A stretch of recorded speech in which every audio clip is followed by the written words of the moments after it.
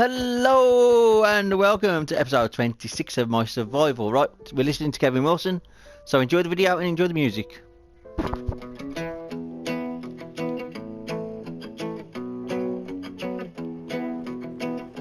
World's most watched reality TV show, live from Washington, with a walk-on cast of thousands, starring Donald Trump. It's political, but it's not PC. There's drama, conflict, lust, head-butting, butt-kicking twists and turns, and lots of what the fuck? What's Donald gonna do today? Are we doomed or are we safe? First thing I read is Donald's tweet. What's Donald gonna do today? Then I turn the TV on, checking up on Don. Is he pissed off or is he okay? What's Donald gonna do today? Oh, Donald, oh, Donald, oh, Donald, what's Donald gonna do today? He's a cross between Homer Simpson and good old Fred Flintstone. Don't need no help from no one. Fix this shit all on his own. Wants to build a wall to keep them Mexicans out. He reckons that's a great idea. Chinese built a wall centuries ago. Ain't many Mexicans over there. What's Donald gonna do today? Are we doomed or are we safe? First thing I read is Donald's tweet. What's Donald gonna do today? Then I turn the TV on, checking up on Don. Is he pissed off or is he okay? What's Donald gonna do today? Oh, Donald, oh, Donald, oh, Donald, what's Donald gonna do today? There's only one Donald Trump, with Melania, his leading lady, and them pissing competitions with Kim Jong-un and Putin. Great for ratings. Donald wants to make America great again. Call him crazy, call him clever. But this daily reality dose of Don got us shitting our pants together. What's Donald gonna do today? Are we doomed or are we safe? First thing I read is Donald's tweet. What's Donald gonna do today? Then I turn the TV on, checking up on Don. Is he pissed off or is he okay? What's Donald gonna do today? Oh, Donald, oh, Donald, oh, Donald, what's Donald gonna do today? What's Donald gonna do today? Are we doomed or are we safe? First thing I read is Donald's tweet. What's Donald gonna do today? Then I turn the TV on, checking up on Don.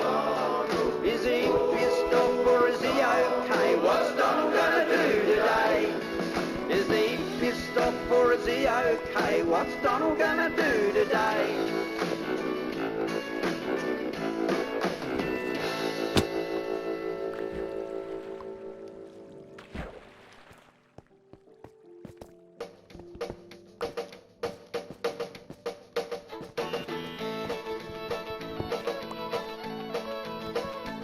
Well, there's not many Sheilas where I come from, but she's the sort of Sheila for me.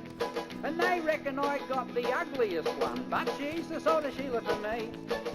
And if you had a dog that looked like that, you'd shave its ass and teach it to walk backwards, but you couldn't teach an animal to fuck like that. So she's the sort of Sheila for me. Yeah, she's the sort of Sheila for me. She's the sort of Sheila for me. She ain't no fucking oil painting, but she's the sort of Sheila for me.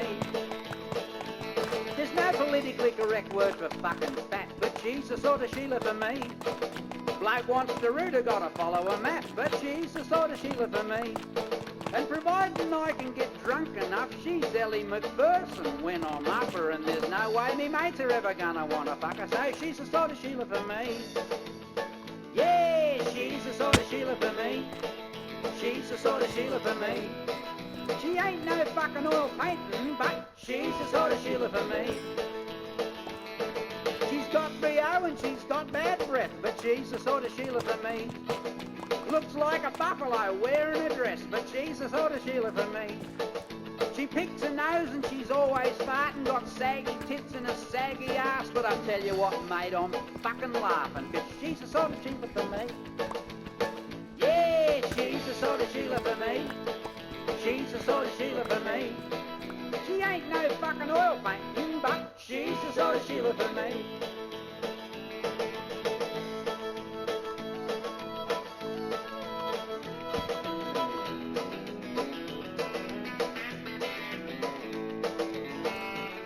Yeah, she ain't too pretty and she ain't too bright, but she's the sort of Sheila for me. She chews tobacco and she smokes a pipe, but she's the sort of Sheila for me. She's got the uglies and she's got the stupids, make two short planks look like a computer, and I gotta get drunk to get the courage up the rooter, but she's the sort of Sheila for me. Yeah, she's the sort of Sheila for me. She's the sort of Sheila for me. She ain't no fucking oil painting, but she's the sort of Sheila for me. Yeah, she's the sort of Sheila for me. She's the sort of Sheila for me. She ain't no fucking oil painting, but she's the sort of Sheila for me. Yeah, and the best bit is she's deaf and dumb, and her old man dropped dead and left her a pup, so I'm not as fucking stupid as you thought I was, and she's the sort of Sheila for me. She's the sort of Sheila for me. Yeah, she's the sort of Sheila for me.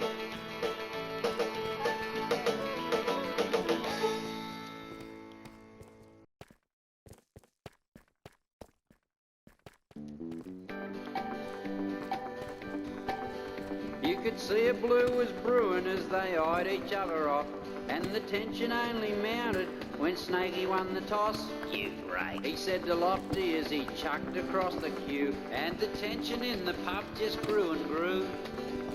I'll break all right, Said Lofty as he snapped the queue in half and flung it back at Snake and said, You shove this up your ass. Me nana give me that, said Snakey. Mate, you're fucking gone. And the Featherbrain Championship was on. It was the front bar Featherbrain non-title fight. Two blokes the size of buffaloes, big but not too bright.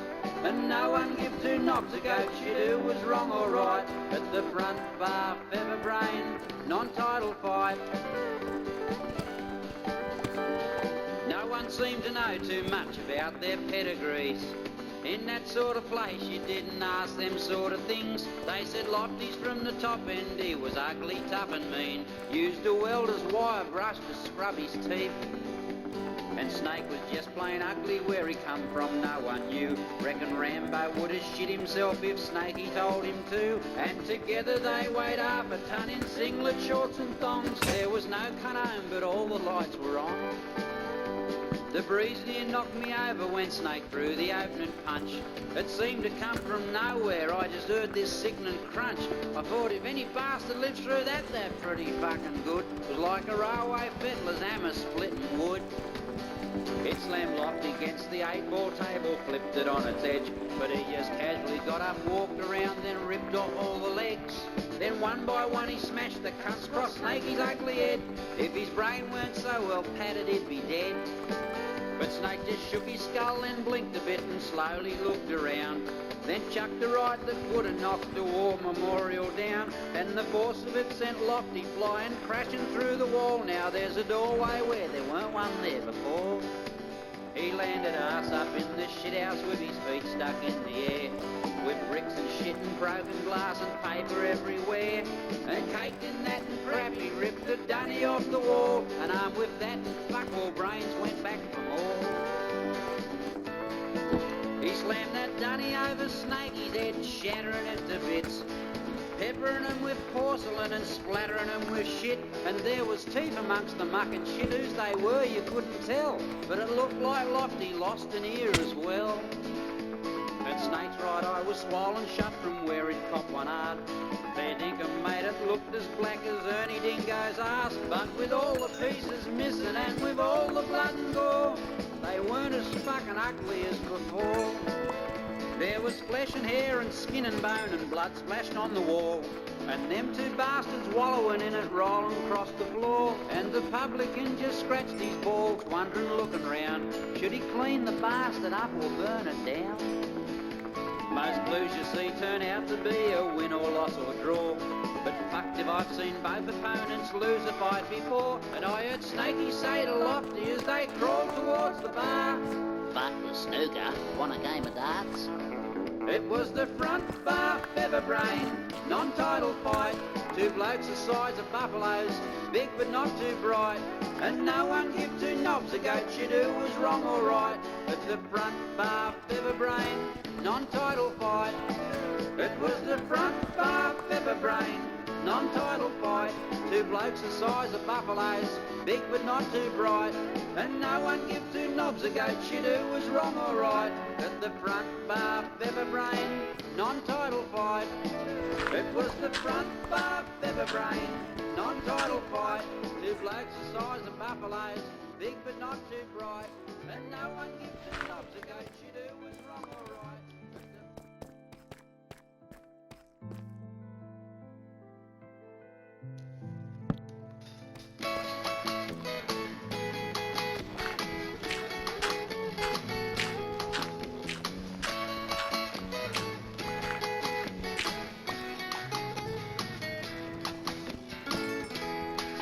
Blown too much of me time buying dinner and wine, and me money on flowers and lollies, only to find that what's on me mind isn't on hers and she's sorry.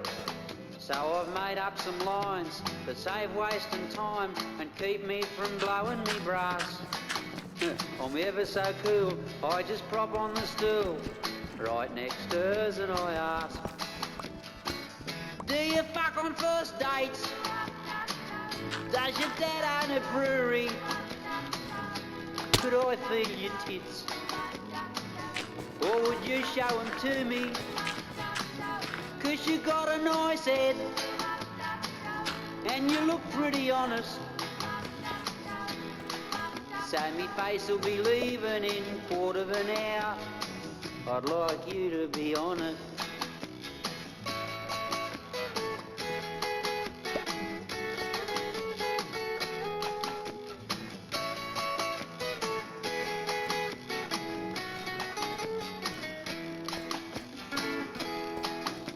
You know how it feels when you first meet a Sheila and the bullshit you gotta go through. Like calling her up and telling her you love her when all that you'd love is just a screw.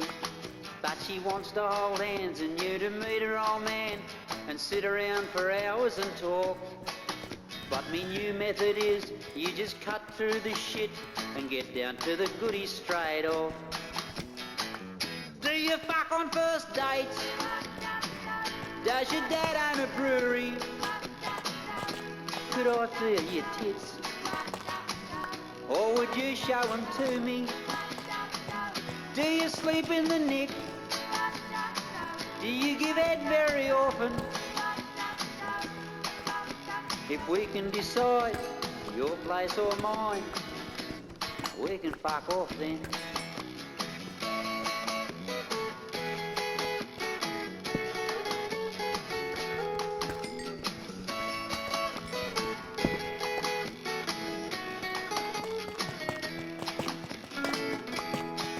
So the next time you see a good-looking Sheila and you'd give a week's pay to hold her, don't sit acting dumb, just front her full on and drop a few lines that I told you. This new method of mine might not work every time, but then again no method will. I've been spat at and slapped and kneed in the knackers, but then I got a few fucks as well. Do you fuck on first dates? Does your dad own a brewery? Could I feel your tits? Or would you show them to me? If the answer is no to me questions above, then be a good sport and give me the name of a girlfriend who does.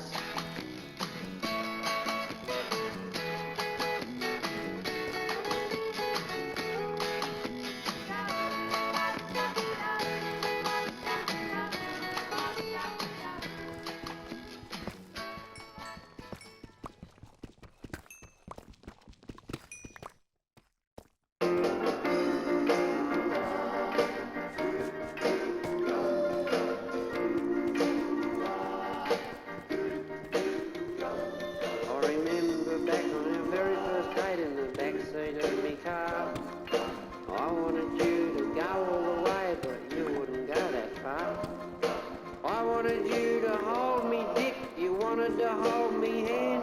But when I accidentally brushed your tit, I just blew it and come in me pants, and it was over before it began. I'll never forget the strain and the sweat as I fumbled with your gear. 100 degrees with the windows wound up so your mum and dad couldn't hear. Trying me best to unzip your dress and unhook your bra with one hand. And just when I thought I was doing alright, I come in me pants again, and it was over before it began. Blouses and buttons and bras and buckles and stuff, but I'm getting cold. First time I'd had a tit in my mouth since I was 9 months old. I had lover's balls and you had no idea of the pitch of me passion and pain. Trying to stay cool with me knackers on fire, I come in me pants again. Oh shit, and again. You wouldn't give and I wouldn't go, and we couldn't seem to agree. You got the giggles and I got the shits, then you wouldn't talk to me. And when we made up and we started again, your dad banged on the roof and he yelled, "What are you two kids up to in there?" And I shit in me pants as well, and it was over before it began. You hear people say that they'd love to go back and do things that they did in the past. But if you reckon they were the real good old days, you can go stick 'em right up your ass. Cause when I look back how I came and I went with a tear in me eye, I recall how I had a cut of a knife, but me undies had a ball, and it was over before it begun.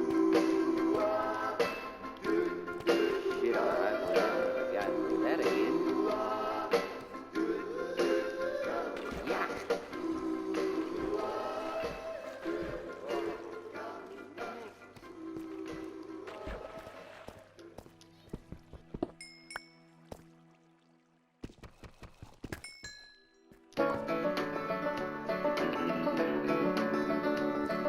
The Dickens family planted that first row of apple trees in the Dickens family orchard back in 1953.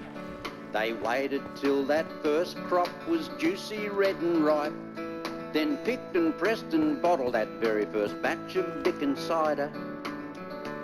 It was the tastiest, fizziest, sweetest apple cider ever made, and their slogan was, "Gotta have a Dickens cider every day." And I'd sing along with their radio jingle, and although I'd never tried it, couldn't wait till I was old enough to try my first Dickens cider. Dickens cider, gotta have a Dickens cider, gotta have a Dickens cider every day. Mother Nature's picked me up, feel good tonic, fix it up, gotta have a Dickens cider every day. Gotta have a Dickens cider every day. I had my first Dickens cider when I was 17, and my girlfriend at the time never had a Dickens cider either. We fumbled till we got the top off, and when we finally did, it spurred all over her face and hair and dress and down me leg. From then on in, we had a Dickens cider on every single day, and a quickie Dickens cider when I dropped her at her gate. But she blabbed and told her mother, and the next thing that I knew, found out that her mother loved a Dickens cider too. Dickens cider, gotta have a Dickens cider, gotta have a Dickens cider every day. Mother Nature's picked me up, feel good tonic, fix it up, gotta have a Dickens cider every day. Gotta have a Dickens cider every day. Dickens cider before breakfast is a great start to the day. Dickens cider right on bedtime, and you'll sleep like a baby. 69% proof stress relief for women and for men. Even my old nan enjoys a Dickens cider now and then. It's medicinal and healthy, and it's guaranteed to work. So before you see a doctor, try a Dickens cider first. Puts a positive bounce back in your step, your eyes will sparkle a little brighter. And remember, any time's a good time for a good stiff Dickens cider. Dickens cider, gotta have a Dickens cider. Gotta have a Dickens cider every day. Mother Nature's picked me up, feel good tonic, fix it up. Gotta have a Dickens cider every day. Gotta have a Dickens cider every day. Gotta have a Dickens cider every day.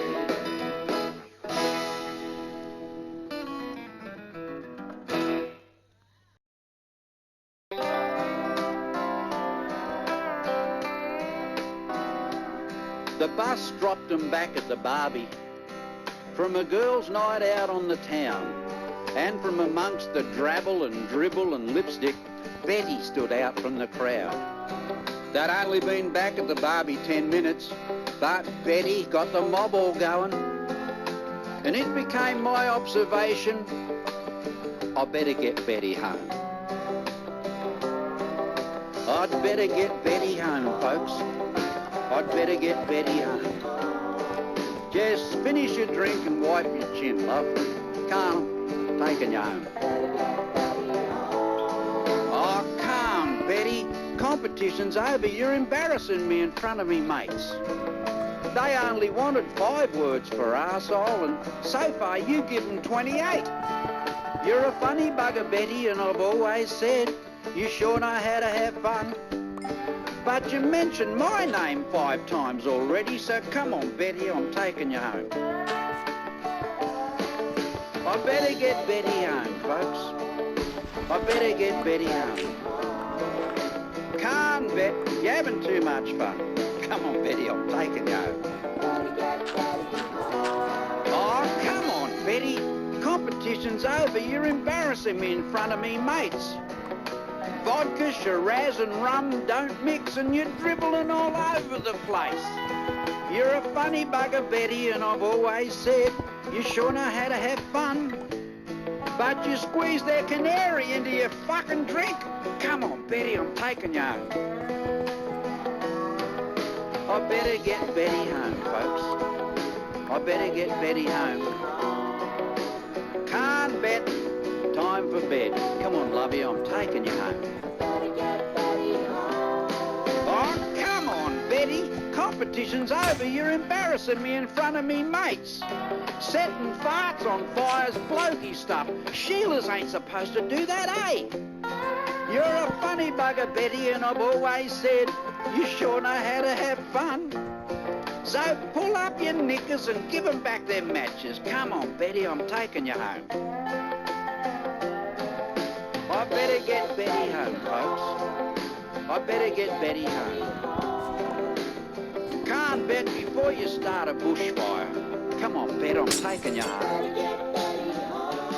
Oh, come on, Betty. Competition's over. You're embarrassing me in front of me mates.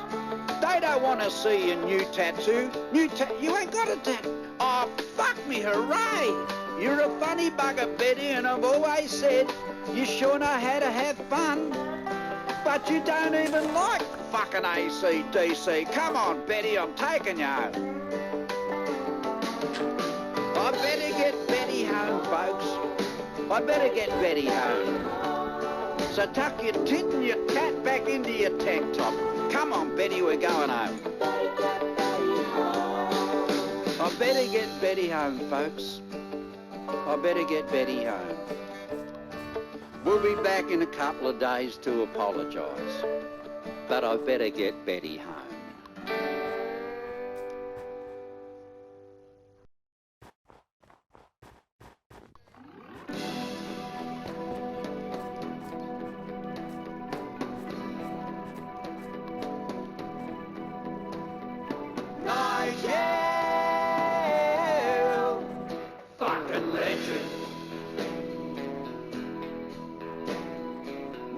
Nige been mates all our lives, even played in the same band.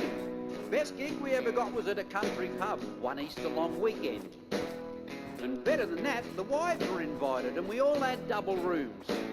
Bit of quality time for the boys and the brides, like a second honeymoon.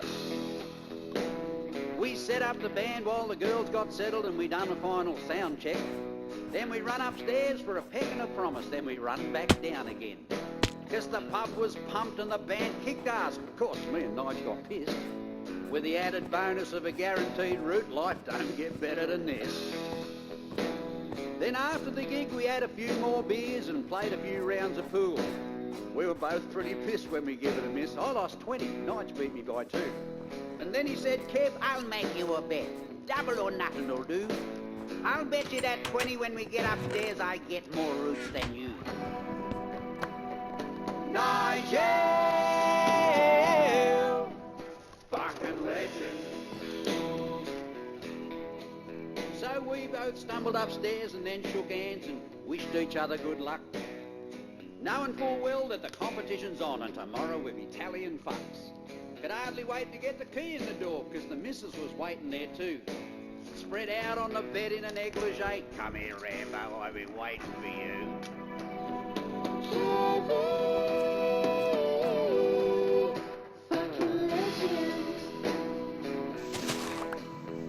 Number 1 was fun for the missus and me, got up to stuff we hadn't done in years. So I marked it on the wall with a piece of chalk that I found behind me ear.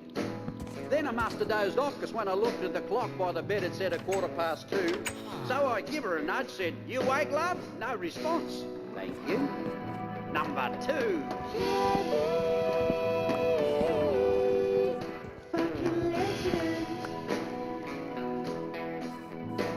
Next thing I knew it was 6 o'clock because I woke up with a huge piss horn. But before I could go, the missus had him by the throat. Rambo wants some more. Then she dragged me to the shower. Took another half hour, but I didn't mind at all. Lay back on the bed, thought, good on you, Kev, as I marked a 3rd stroke on the wall.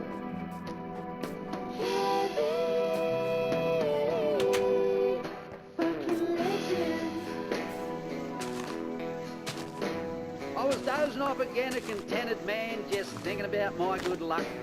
With the missus whispering in me ear, Rambo want another fuck. Then all hell broke loose and there was banging and smashing and you never guess who crashed through the door. Pump full of Viagra, frothing at the mouth, dick dribbling all over the floor. Yep, you guessed it. Nigel! Fucking legend. He left a snail trail as he crawled to me bed and looked up at the marks I'd made. Then he shook me hand and give me a hug and a big old mate. Then he stood up straight, dick dangling in me face and saluted to the lines I drew. Fucking hell, Kevin, 111? You beat me by 2. Nigel! Fucking legend. Nigel! Fucking legend. Nigel! Fucking legend. Nigel! Fucking legend. Nigel!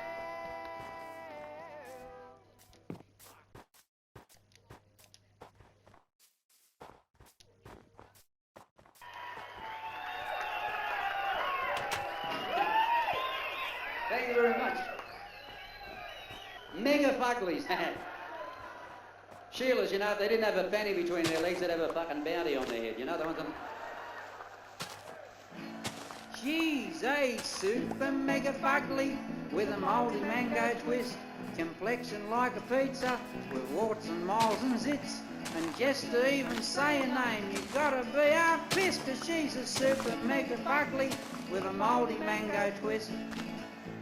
When she was born, the doctor slapped her mother in the mouth. And when they brought her home, they wouldn't let her in the house.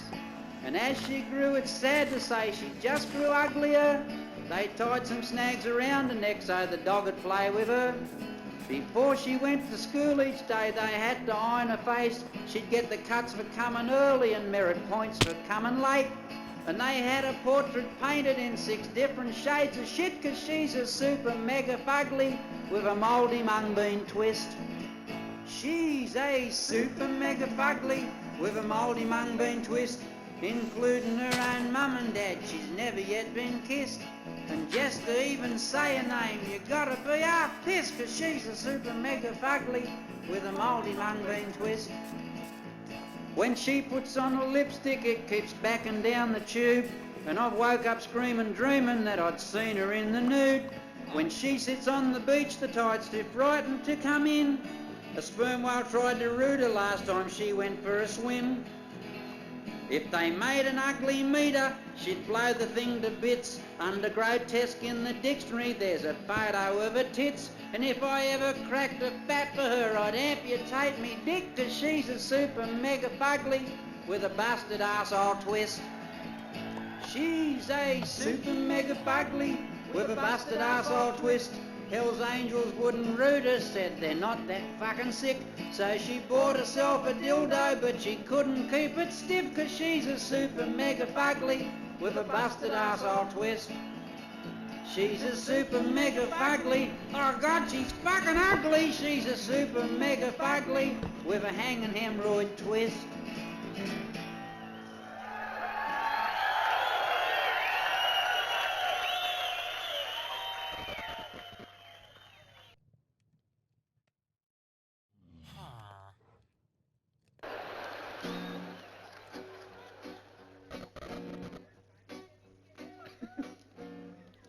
Sounds woggy already, doesn't it?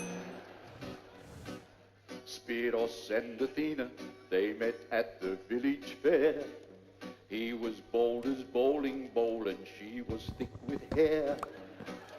He won ribbons for his prize goats. First year that he wins, she won his heart when she picked up them goats and carried them home for him. They both got drunk on ouzo. She said yes when he proposed. Now he finally get to fuck a woman instead of fucking ghosts. And Athena's getting her vag waxed for the wedding. Special gift for Spiros when needing those wedding bells. Athena's getting her vag waxed for the wedding. And her monobrow, her mustache back and butt crack waxed as well.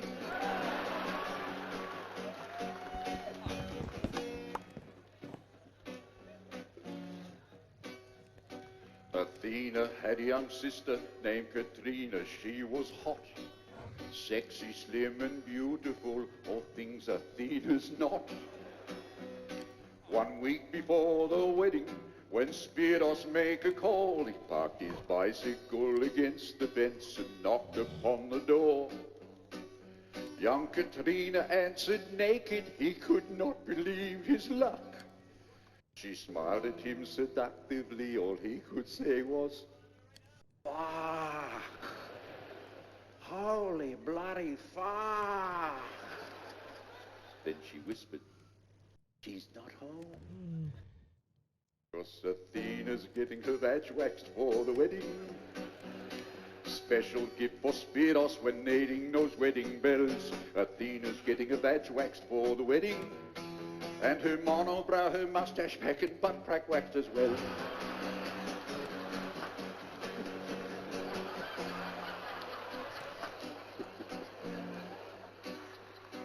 But Spiros spun around and started running towards the gate when Athena's mum and dad popped up shouting, "Spiros, wait! Young Katrina was just testing you, and now we know for sure you're the special man our family want to be our son-in-law." Again he wiped his brow and thought, how lucky can I be? I was running to get condom hid beneath bicycle seats. You can clap hands for this bit while Athena's getting her vag waxed for the wedding. Special gift for Spiros when needing those wedding bells. Athena's getting her vag waxed for the wedding. And her monobrow, her mustache back and butt crack waxed as well. And her monobrow, her mustache back and butt crack waxed as well. Hey!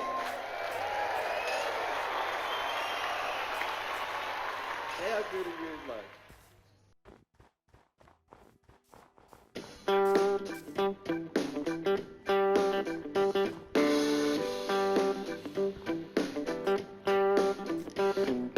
Latest buzzword buzzing round seems to be Me Too, and they're lining up with stories to tell about sexual harassment. Well, it's happened to me too.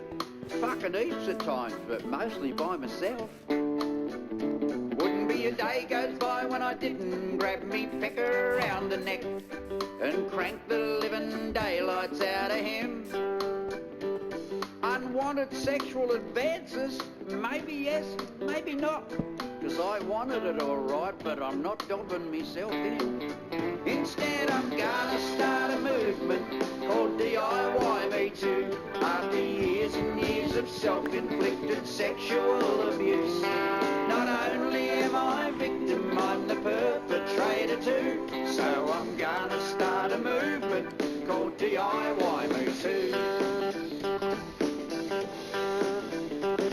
To the point now where I just can't trust myself. But at the same time, I can't wait to be alone. I know what's gonna happen.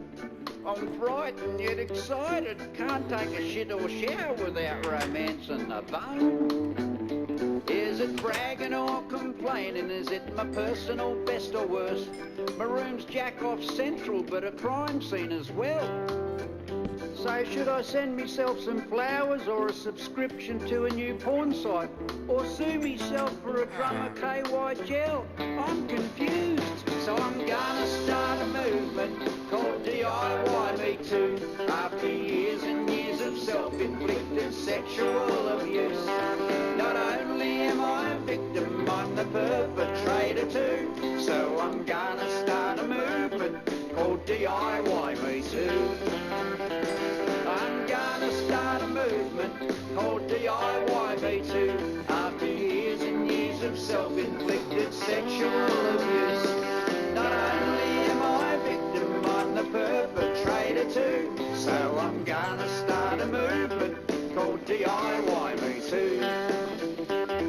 I'm gonna start a movement called DIY Me Too.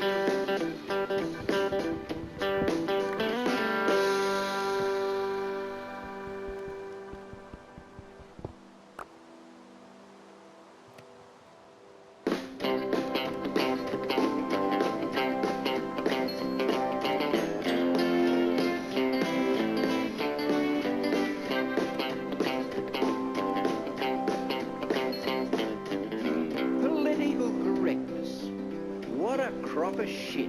If it's political, it ain't correct. Those two words don't fucking fit. So I wrote a little PC pushback song that I'd love for you to sing, while we flip them PC pricks the finger singing F-U-P-C. Fuck you, political correctness, F-U-P-C. You're crippling free thinking and you're strangling free speech. The world's flipping you the finger, don't give a rat's ass what you think. Fuck you, political correctness, F-U-P-C. Flip and sing. Fuck you, political correctness, F-U-P-C. I learned that sticks and stones may break my bones, but words can never hurt. Armed with that and a dilly-gap attitude, my world just seemed to work. But them precious PC snowflakes take offence to everything we say. Millennial dyslexics, they read everything round the wrong fucking way. So I say, fuck you, political correctness, F-U-P-C. You're crippling free thinking and you're strangling free speech. The world's flipping you the finger, don't give a rat's ass what you think. Fuck you, political correctness, F-U-P-C. Flip and sing. Fuck you, political correctness, F-U-P-C. Where's all this PC bullshit coming from? What happened to common sense? Trying to convince us now you can pick up a dog shit by the cleanest end. Don't want us to have an opinion. Can't say now what you see. You know what I see? A bunch of fragile, soft-cock fucktards. FUPC. Fuck you, political correctness. FUPC. You crippling free thinking and you strangling free speech. The world's flipping you the finger. Don't give a rat's ass what you think. So fuck you, political correctness. FUPC. Flip 'em one for their dog. Fuck you, political correctness. FUPC. One for the horse they rode in on. Fuck you, political correctness. FUPC.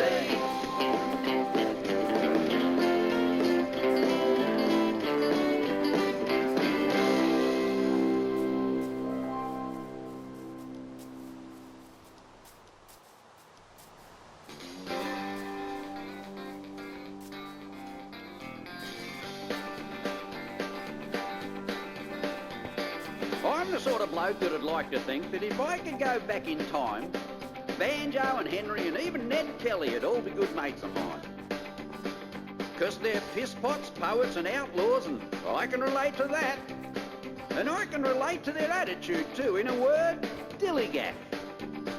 That's spelled D-I-L-L-I-G-A-F, dillygaff. And this is what it means. Do I look like I give a fuck, dillygaff?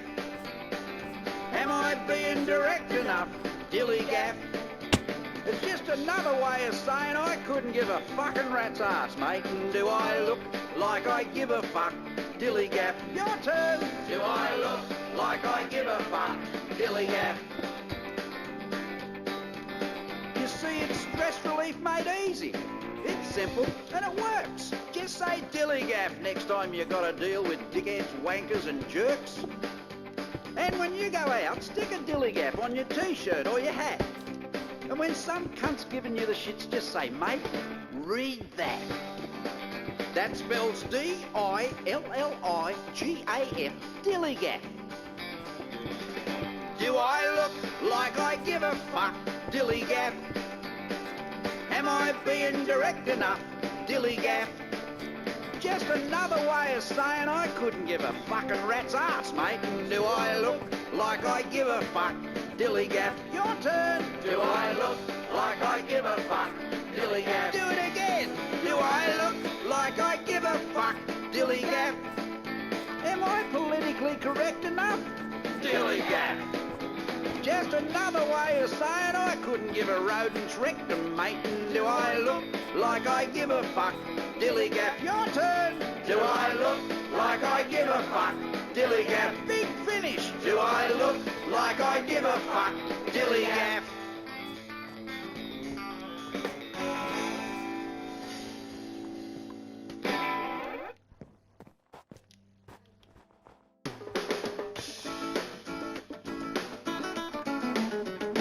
Common sense ain't that common anymore. Seems common sense is past tense, just like the dinosaur. Political correctness has got a lot to answer for, 'cause common sense ain't that common anymore. Political correctness, what a crock of shit. If it's political, it ain't correct. Those two words don't fucking fit. Nor do military intelligence, friendly fire and holy war. But common sense ain't that common anymore. Words made up by academic fuckwits who hide in little fart-filled rooms, throwing random words together 'cause they got fuck all else to do. Starts out as yuppie jargon, ends up fucking law, 'cause common sense ain't that common anymore. Common sense ain't that common anymore. Seems common sense is past tense, just like the dinosaur. Political correctness has got a lot to answer for, 'cause common sense ain't that common anymore. Words like illegal immigrant, is that a fucked up double or what? If you're an immigrant, g'day and welcome. If you're illegal, fuck off. And who's them low-life toe rags letting them sneak through our back door? 'Cause common sense ain't that common anymore. Racist, there's one overused word that's laced with toxic venom, spat out by every do-gooder and minority group when you don't agree with them. Mate, this is Australia. One size fits all, but common sense ain't that common anymore. Common sense ain't that common anymore. Seems common sense is past tense, just like the dinosaur. Political correctness has got a lot to answer for, 'cause common sense ain't that common anymore. Petty crime, there's no such thing. Some poor bastard's got to pay. Here's two words that just might work. Rattan cane. We don't need a fucking police service. Bring back the police force, 'cause common sense ain't that common anymore. So all you soft-cock politicians, try getting your head around this. You're fucking up a great country, and we're tired of that PC shit. Try using a little more common sense. That's what we're paying you for, but common sense ain't that common anymore. Common sense ain't that common anymore. Seems common sense is past tense, just like the dinosaur. Political correctness has got a lot to answer for, 'cause common sense ain't that common anymore. Common sense ain't that common anymore. No, common sense ain't that common anymore.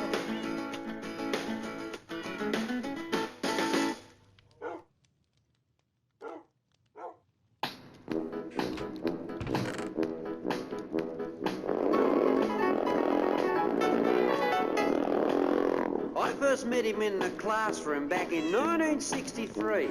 We seemed to hit off pretty good. We were mates, Mick and me. He wasn't such a big kid even back then at the start. And he wasn't all that clever either, but Jesus, he could fart. I first found that out in class one day when things were going pretty slow. And just to keep us all amused, Mick let this fucking ripper go. Oh, you should have been there. Look, I'd describe it if I could. But I just turned around and I said, "Hey, Mick, you're fucking good."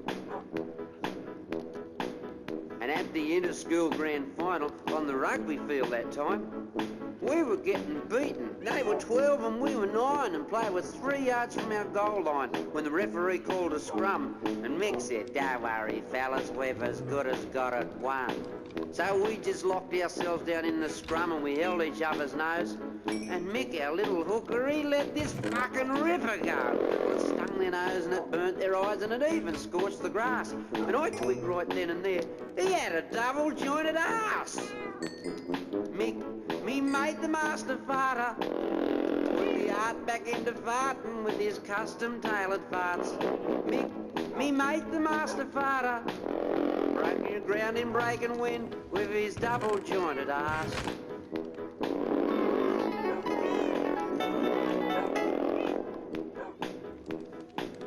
And it was just a couple of years later, we both went to see Kamal. It was a really poshy sort of show in this great big bloody hall. And all the blokes were dressed like penguins. And you should have seen the sorts. And Kamal himself wore a Sheila's dress like a bloody black boy George. And we were all locked in there like sardines for the show to get underway. But the tuba player didn't lob. He'd booked off crook that day and Kamal said, "Without a tuba player, I cannot commence the show." So old Mick jumps up and said, "Sambo, mate, I'll have a fucking go." Well, from then on in, I honestly thought that the whole show would be ruined. But he just winked at me and picked that tuba up just like he knew what he was doing. Then the maestro tapped his little stick to tell the band to start. Mick just shut his eyes and cocked his leg and then began to fart. Well, you could have heard a pin drop that night there in the hall. And it's hard to say who sounded best, Mick farting or Kamal. Then the audience just went apeshit. They cheered and clapped and stood, and Kamal smiled as if to say, "Hey, Mick, you're fucking good." Mick, me mate the master farter, put the art back into farting with his custom-tailored farts. Me mate the master farter with his true pitch-perfect calibrated double-jointed arse.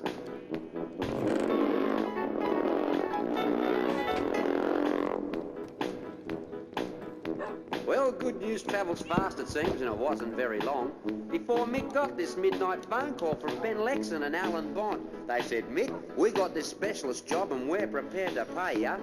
Mick, old son, would you consider farting for Australia? We'll just prop you on our brand new yacht when there's no sea breeze blowing and get Mick the master farter the starter and keep the bastard going. So Mick went into training on sausage rolls and pies and Vegemite and Foster's beer and a scholarship from Heinz. The world had never seen before a yacht so finely groomed, or a crew so fit and young and strong, or an arse so finely tuned. The Yanks weren't even in the race, not even in the same class. What with Ben Lexon and his secret keel and Mick's fuel-injected arse. Well, he come back a bloody hero, didn't he? The all-Australian boy. And the government commissioned this bloke to do a big statue of his koi. And I can still see Mick standing there when they conferred his knighthood. And Bob Hawke pinning it on saying, "Hey, Mick, you're fucking good." Mick, me mate the master farter, at last back into farting with his designer label farts. Me mate the master farter, with his true pitch-perfect calibrated turbo-thrusted fuel-injected winds-protected double-jointed arse.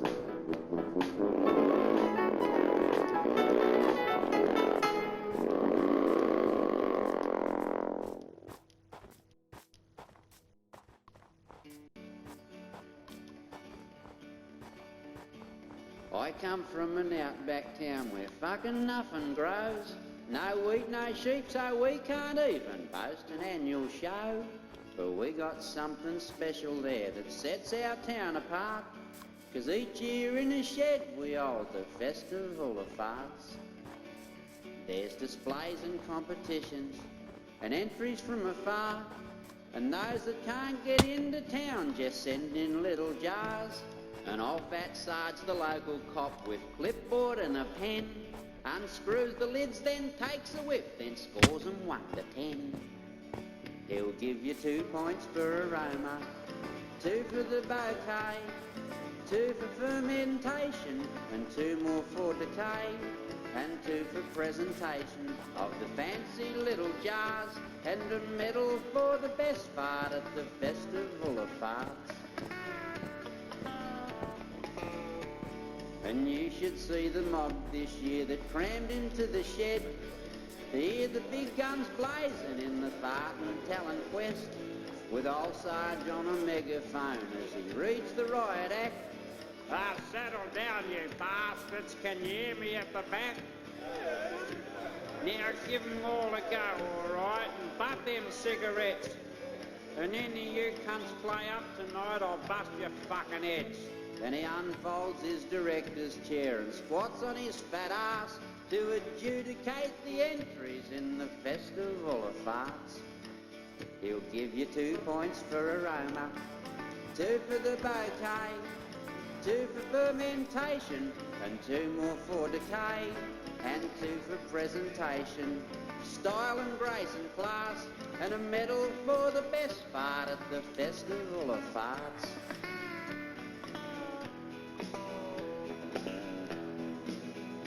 Then the crowd roars its approval as the first bloke lets one go. Fucking thunder from down under to open up the show. Then a double burbling gurgler with chili afterburn. Then a downdraft knacker clanger. Shit, that must have fucking hurt. And a silent singlet singer that took us by surprise, and a noxious nostril burner that brung tears to our eyes. And old Sarge, the cranky bastard, sat there adding up the marks, as popular as embroids at the Festival of Farts. 'Cause you'll get 2 points for aroma, 2 for the bouquet, 2 for fermentation, and 2 more for decay, and 2 for presentation, style and grace and class, and a medal for the best part at the Festival of Farts. But the highlight of the show this year was two kids with a goat that they'd fed on rocks and rotten eggs and dragged in on a rope.